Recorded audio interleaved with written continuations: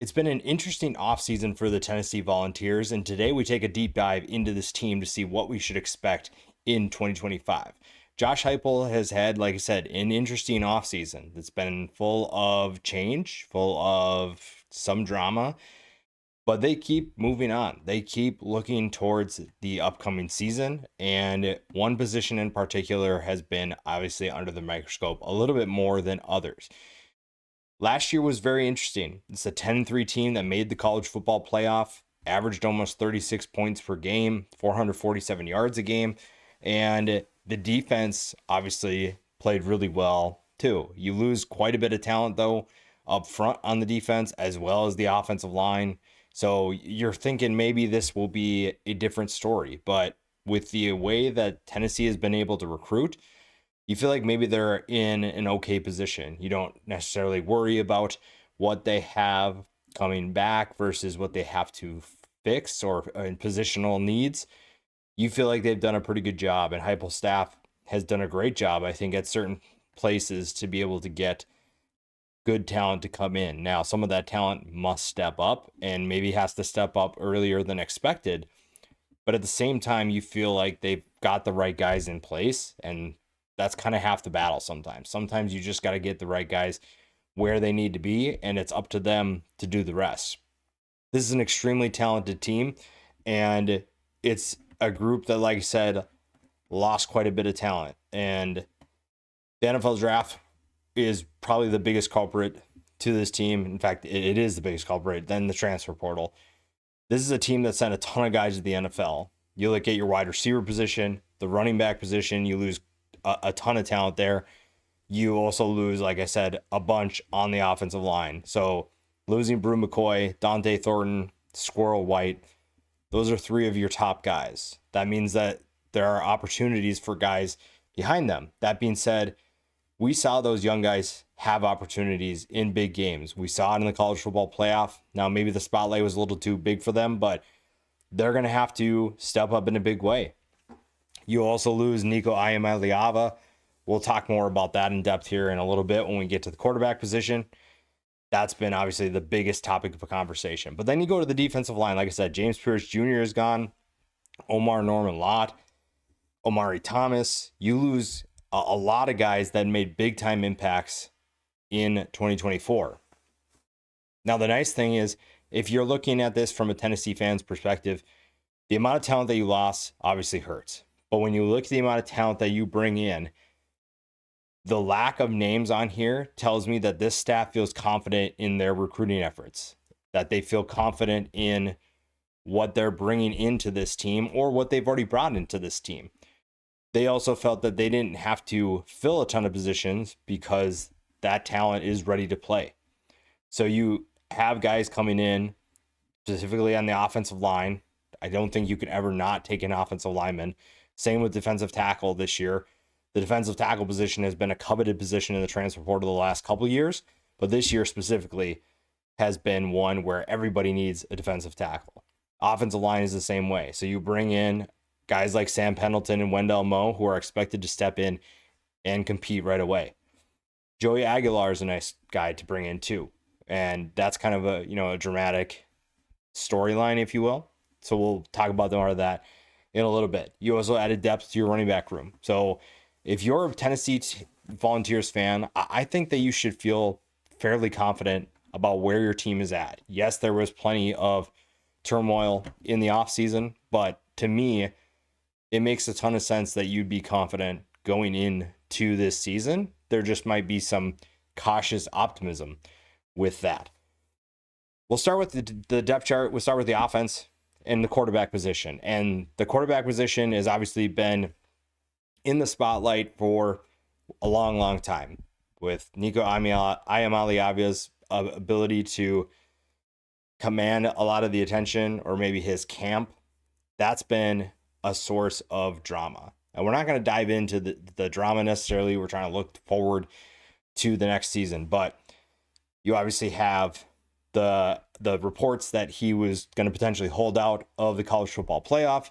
He ultimately then asked Tennessee for more money. Josh Heupel and the staff decide we're going to go a different direction. And it's hard because that's the state of college football right now, where you're not necessarily sure of where everything's going, but at the same time, you have to make decisions based off the information that's presented to you. And Josh Heupel did what he thought was best for his team, and that was moving on from their starting quarterback. Now, if you're a Tennessee fan, you can make the argument that that's okay. I mean, he's a talented player. He definitely could have taken a step in this offense. But at the same time, you got to have guys that are invested, and you can't just sacrifice everything for one guy, even if he is the quarterback. Now, some would say that you may have settled for Joey Aguilar, but to me, I think Joey Aguilar could be really good in this offense. And here's why. At 6'3", 220 pounds, he has a good frame where you don't necessarily have to worry about his ability to take hits in this conference, his ability to get the football to his receivers. When you look at what he did at App State before he transferred to UCLA and then Tennessee, this is a guy who's not afraid to make tough throws or attempt throws that he may not be sure if he can make. He has the confidence to at least attempt those. Now, part of that is not great because you get something like those 14 interceptions. You also get 23 touchdowns. When you look at what App State had last year for talent, the wide receivers were loaded. Now you bring him into an offense that has plenty of talent to throw to, in a system where his ability, his gunslinger mentality, honestly, I think fits really well in this system. How well he'll actually perform is another question. But in terms of looking at it purely on the surface, Joey Aguilar is someone who I think can have success in Josh Heupel's offense. I would argue that he is not the least talented quarterback that Josh Heupel's had in his offense in his time as a coach. He's not even close to that. There's just certain things you have to fine tune. You have to find a way to limit those turnovers. Turning the ball over in the SEC is a death wish. You can't have 14 interceptions if you want to get back to the college football playoff. If you want to win football games, win 10 football games again, you just have to take care of the football. That being said, there's plenty of reason for optimism purely with his game. So I think that that's really exciting if you're a Tennessee fan. And if you're looking at, in a sunny side of this whole Nico drama, is that your quarterback in a way has things that he can do that Nico probably couldn't, which isn't very many things. But that being said, Joey Aguilar is someone who I think can definitely be a solid piece to this puzzle. Behind him, you have Jake Merklinger and George McIntyre. The quarterback room is honestly hurting for depth.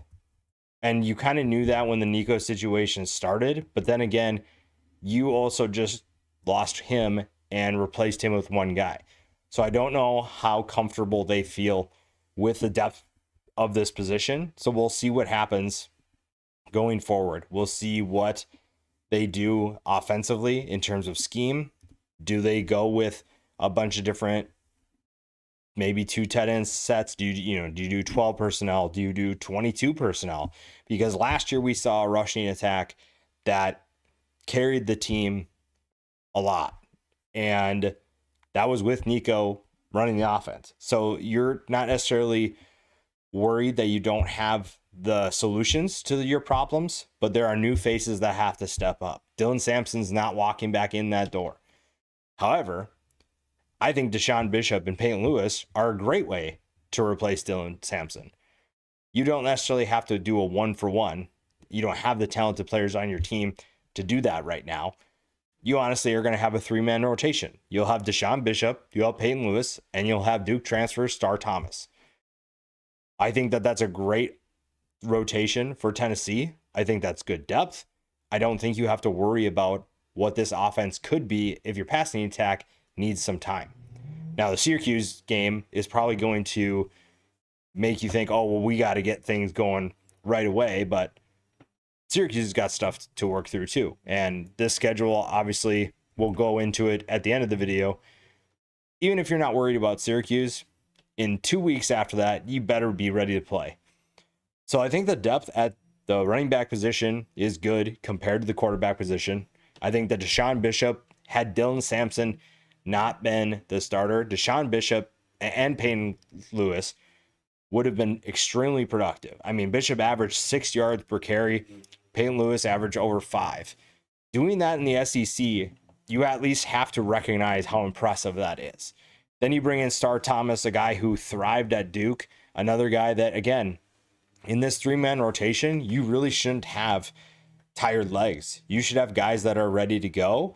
And like I said, if this passing attack needs a little bit of time to gel and get used to each other, because like I said, you have young guys stepping up in big roles, and you have a quarterback who's new to this system, new to this program, and might need some time. But that's okay. The wide receivers, plenty of talent, like I said.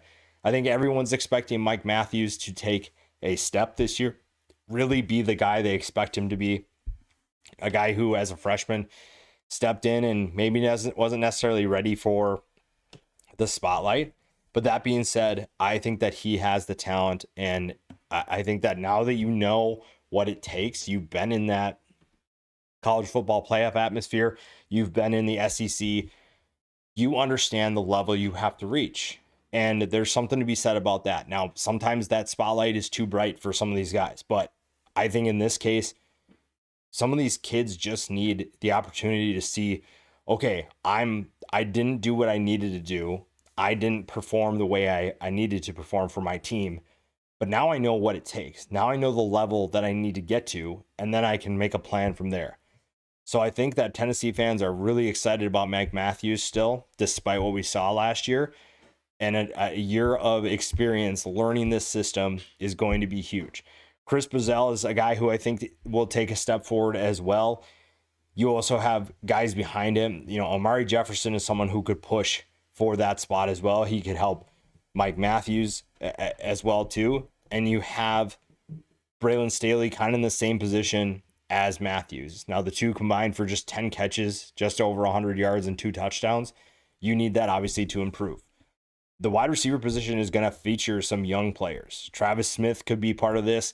Radarius Jackson, Joakim Dotson. Those are guys who could be factors in this passing attack. So again, if you're looking at it from a concern that the youth is maybe a concern, but this is an offense where at one point when I was talking about Josh Heupel's offense, I compared it to kind of AAU basketball, where it's sometimes it's just you're going to beat your guy one-on-one, and then the rest is up to you. And some of these guys that Tennessee brings in, they have the ability to win one-on-one matchups, and they're going to get that by default with the wide spacing, the open field, and that's really exciting. That being said, somebody's got to step up, and that's what we're kind of waiting for right now. The tight end position is where I think you could get some interesting wrinkles in this offense. Miles Kitselman is coming back, 6'5", 255 pounds. Ethan Davis is a really exciting target as well. Maybe you see more 12 personnel or just 2 tight end sets in general. Maybe you see an ability to get Ethan Davis on the field more. I think that the 13 catches last year show that he has the ability to make some plays and that they trust him to catch the football. Now, Cole Harrison could be another guy you look at. But again, after that, you're starting to get into that youth where you don't necessarily want a ton of freshmen playing because at a certain point, you're just relying too much on youth to make things happen. But again, going back to what we said with roster changes, I think this staff feels very confident in what they brought in from their recruiting classes, and they sprinkled in some transfers that make them even better. And a couple of those transfers we'll dive into here. We'll also talk a bit about a big time recruit that could have a major impact. The offensive line is going to have a lot on their hands. With the skill positions kind of in flux right now, you have some questions at all of those positions. The offensive line, and this is cliche, but the offensive line has to play at its peak and has to be good. If you want to win football games, the offensive line has to be a main reason why. And it's cliche to say, but in this case, it's so true. You have a new quarterback who's getting familiar with this system. You have new running backs that are learning what running lanes will be open. You have new wide receivers that are stepping into bigger roles. That puts a lot of pressure on the offensive line. That being said, this staff is really excited about what they have coming back. Lance Hurd is coming in to a more prominent position in 2025. You also have a guy like William Satterwhite also doing the same. And then you have a true freshman in David Sanders Jr. that could be your starting right tackle all year. They're really high on him. There's a lot of people that are excited about what he brings to the table. Then you have the two transfers at guard. Wendell Moe comes in from Arizona and has the ability to make a lot of exciting plays happen, because this is an offense, like I said, that can be extremely explosive and can make a ton of plays happen if the offensive line is a physical force. And this is a team that has the ability to do that. They have the ability to make a big time impact.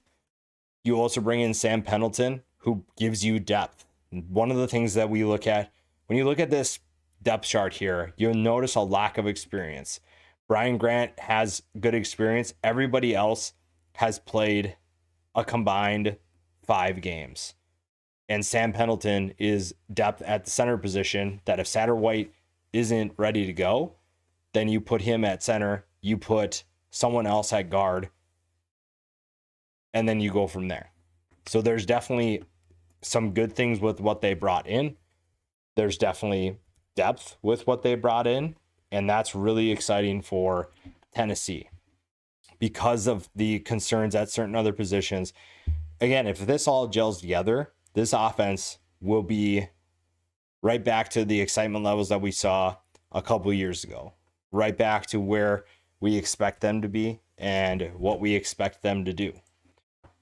But again, it all starts up front, and it's kind of the same thing with the defense. The defense is honestly losing a lot of talent, but at the same time, we just go back to that same theme. They have recruited so well and done well in the transfer portal that you don't necessarily need to worry about that. The defensive line, yes, loses James Pierce. That's always going to hurt. But I think that Joshua Josephs and Dominic Bailey have the ability to step up in a big way. And Josephs had 9 tackles for loss last year. Bailey had 4. Those were probably in roles that weren't as prominent as they're going to be in 2025. So you're looking at 2 guys that have the ability to step up and help your team. Then the interior. This is an interior that was deep last year. Now you do lose 3 guys that had big time impacts: Omari Thomas, Elijah Simmons, and Omar Norman Lott. That being said, Jackson Moy and Bryson Eason, I think, are ready to step up in a big way. You also have David Hobbs and Nathan Robinson behind them. You'll also bring in Grand Valley State transfer Josh Shell. If you're a D2 guy coming to the FBS, that means you're an absolute stud at the D2 level. So I'm curious to see how he handles life in the SEC, because you're going from D2 to the top of the top. You are going to the best of the best, and that's a different level. So it might take some time for him to transition, but they have other options if that is the case. Behind the other guys on the edge, Jordan Ross is a name that I think a lot of people expected to be a bigger contributor last year, but didn't. Might have needed a little bit of time, but again, he was a freshman last year, so that's understandable. Then you look at Tyree West, 16 tackles, 5 tackles for loss, 2 sacks. That's another guy that could be ready for the spotlight. Another guy that could be ready to step up and make a big time impact. Caleb Herring, same thing. So you have some unproven talent in terms of depth. You have guys that are taking on bigger roles, and it might take some time. But that being said, there's a reason why Tennessee recruited them. There's a reason why a lot of teams recruited them. And they have the talent to do so. And I think for a lot of these guys, specifically the starters, I think we've just seen the tip of the iceberg for most of them. Now, the linebacker position is interesting because you return 2 really good starters, and then the depth behind them is probably more of a question. Jeremiah Tillander and Arion Carter are a solid duo. Now, they do have to stay healthy unless you really want to test one of those unproven guys. That being said, you look at Edwin Spillman and Jordan Burns are those 2 depth pieces. Then you have 2 freshmen behind them. Jaden Harmon and Christian Gass are 2 guys that the staff likes. They just really hope they don't have to put them in those positions. I think there's a lot of positions where you're hoping health goes in your favor, and it's hard in this sport to have healthy guys. So you need Telander and Carter to stay healthy. And maybe you do that by switching up the looks.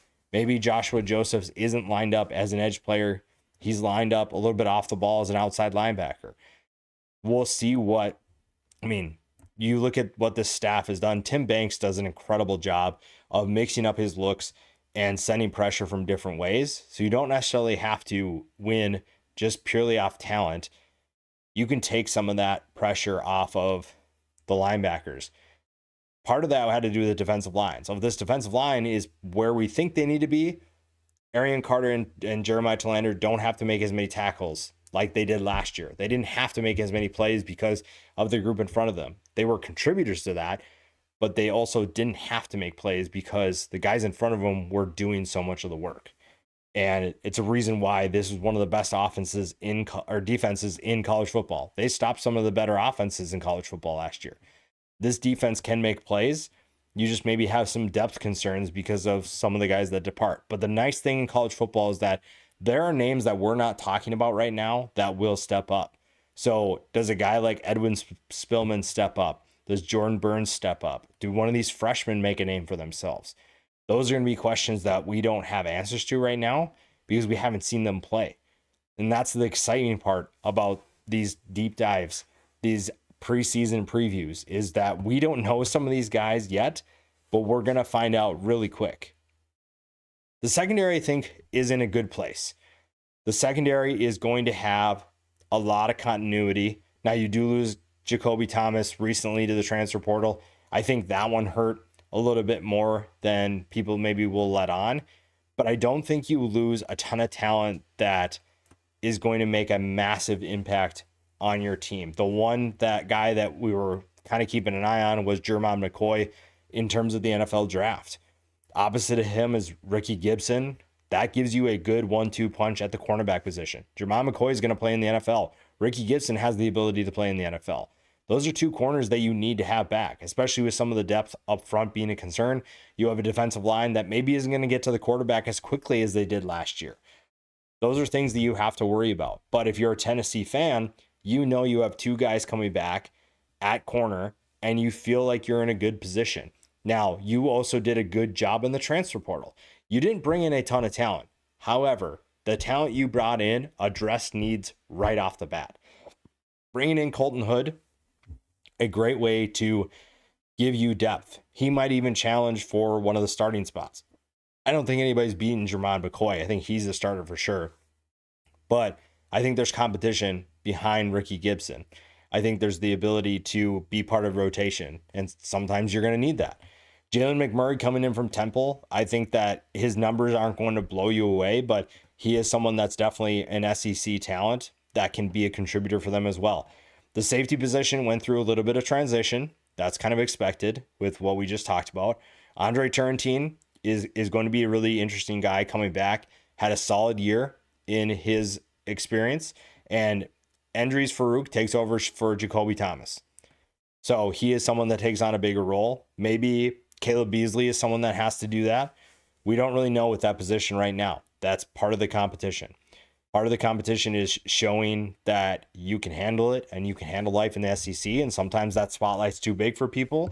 And other times it's just, they're ready. And maybe it's a rotation again. I think early on, we're going to see plenty of guys get their hands involved in this secondary.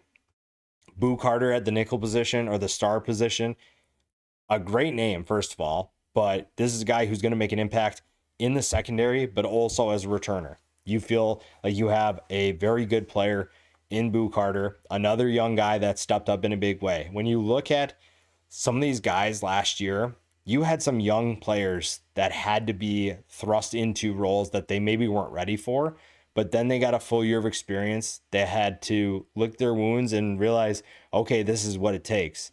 This is what I need to do to compete in the SEC. Now they know. Boo Carter is one of those guys. Jordan Thomas was out all last year. He is someone who could be part of that star position, especially if Carter has a good return and is gassed. Jordan Thomas can step up. But again, missed all last year.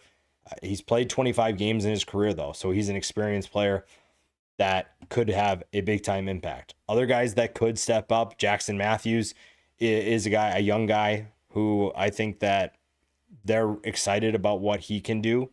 William Wright is another name to keep an eye on at either the cornerback position, maybe at the nickel position.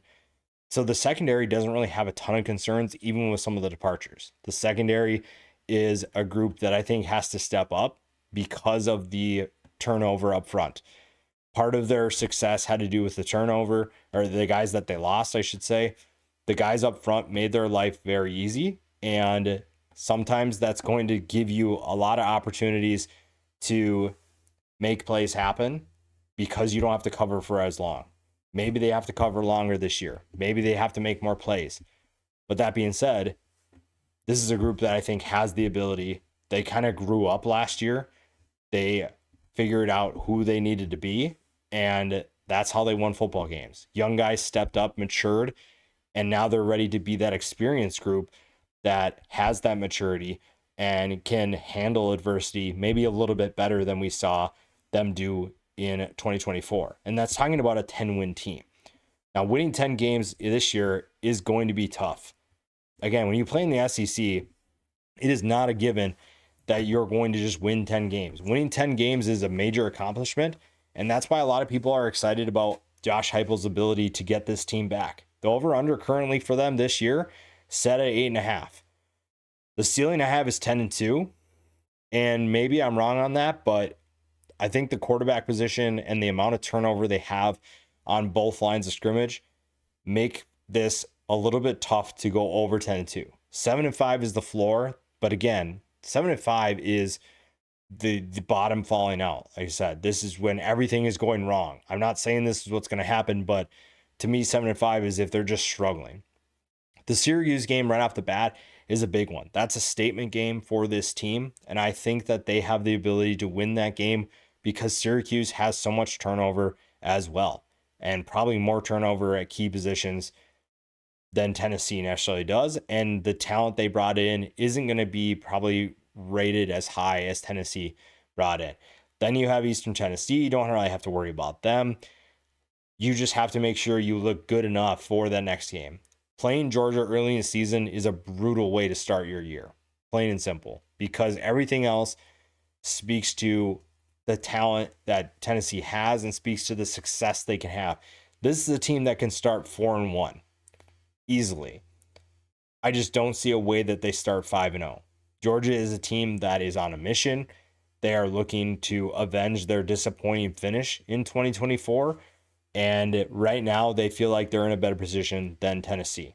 Unless Joey Aguilar, like I said, the thing is, if Joey Aguilar exceeds expectations, because a lot of people are assuming that he's not going to thrive. If he exceeds expectations, that Georgia game becomes way more interesting. That being said, realistically, probably not going to go Tennessee's way, but that's why we're talking about them in May right now and not in September.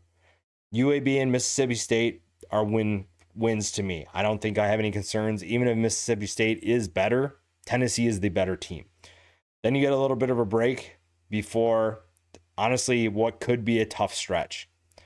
Arkansas is maybe going to be without their coach at this point if they struggle, but they also could be playing lights out. That's a team that we're not really sure what to expect. Alabama and Kentucky on the road, those are two tough games for different reasons. Alabama is going to be looking for revenge on some teams that they faced, and they are looking to be a much better team in 2025. They also have a quarterback, I wouldn't say controversy, but they have a question to answer at quarterback. Kentucky is looking to bounce back. Oklahoma is looking to bounce back. That's a 4-game stretch of teams that are looking to do better, and Tennessee is a team that exceeded expectations last year, and those teams are looking to knock them off.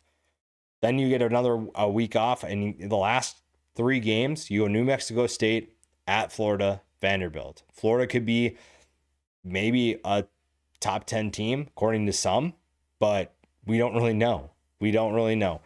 And it's a rivalry game, so it's going to be tough. Vanderbilt at home at the end of the year, Vanderbilt's going to be better. And if you think that Vanderbilt can't beat you, you're wrong. We saw that last year. This is a team that is not your typical Vanderbilt team. that we've seen in the last 5 years, they are much better. So that's definitely going to be interesting to see where they finish. Now, the channel vote, I put this in the post section. Most people think that Tennessee will finish 5th through 8th in the SEC. 5th through 8th probably puts you closer to that 7-5, 8-4 range, maybe 9-3 with how deep this conference is. 18% think 1st through 4th, 10% 9th through 12th, 13th through 16th, 8%. If they finish 13th through 16th, that's a major problem. That is a scary thing. A lot goes wrong, but you can make an argument for any 4 of these positions for this team. You can make an argument that some of this stuff doesn't go right, the depth doesn't pan out. You can make that argument. However, 1st through 4th being more likely, or just as like same percent of people thinking that as 9th through 16th, also speaks to the potential of this group. And again, last year, I don't think we expected them to win 10 games. I don't think anybody's expecting them to win 10 this year. But this is a team that is exceeding expectations, both with the personnel they bring in, the staff. Josh Heupel has kind of exceeded expectations as a head coach in the SEC. So you just never know. Tennessee's just one of those exciting teams.